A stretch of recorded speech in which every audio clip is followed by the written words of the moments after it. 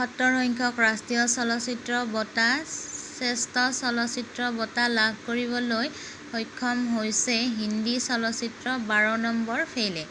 আজি সন্ধিয়া নতুন দিল্লীত বঁটা ঘোষণা কৰি জুৰী ফিচাৰ ফিল্মৰ অধ্যক্ষ আশুতোষ গোৱাৰিকাৰে কয় যে শ্বাহৰুখ খান আৰু বিক্ৰান্ত মেছেই শ্ৰেষ্ঠ অভিনেতা শাখাত ৰাষ্ট্ৰীয় চলচ্চিত্ৰ বঁটা লাভ কৰিছে।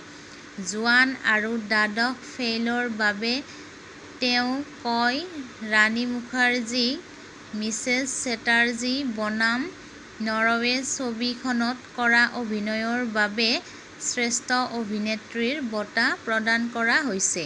জুৰীৰ অধ্যক্ষ নেন ফিচাৰ ফিল্ম পি শেহজাদৰীয়ে কয় যে সমৰজিৎ ঘোষ দস্তিদাৰ পৰিচালনাত ফ্লাৱাৰিং মেনে শ্ৰেষ্ঠ নেন ফিচাৰ ফিল্ম বঁটা লাভ কৰিছে। তেওঁ কয় পীযুষ বৰঠাকুৰে লাভ কৰিছে শ্ৰেষ্ঠ পৰিচালনাৰ বঁটা। মিষ্টাৰ শেহজাদৰীয়ে কয় গল্ড ভলচাৰ এণ্ড হিউমেনে শ্ৰেষ্ঠ তথ্যচিত্ৰৰ বঁটা লাভ কৰিছে।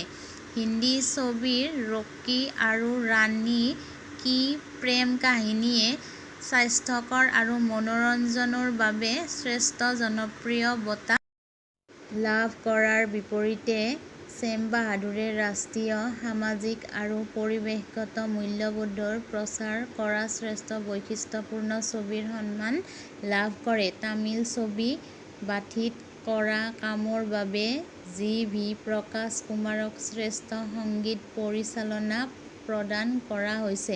শিল্পা ৰাও আৰু পি ভি এন এছ ৰোহিতে বৰ্ষৰ গীতৰ বাবে শ্ৰেষ্ঠ প্লেবেক গায়কৰ বঁটা লাভ কৰিছে। শ্ৰেষ্ঠ চলচ্চিত্ৰ সমালোচক হিচাপে নিৰ্বাচিত হৈছে উৎপল দত্ত। থেংকছ ফৰ ৱাচিং। Like, subscribe and share.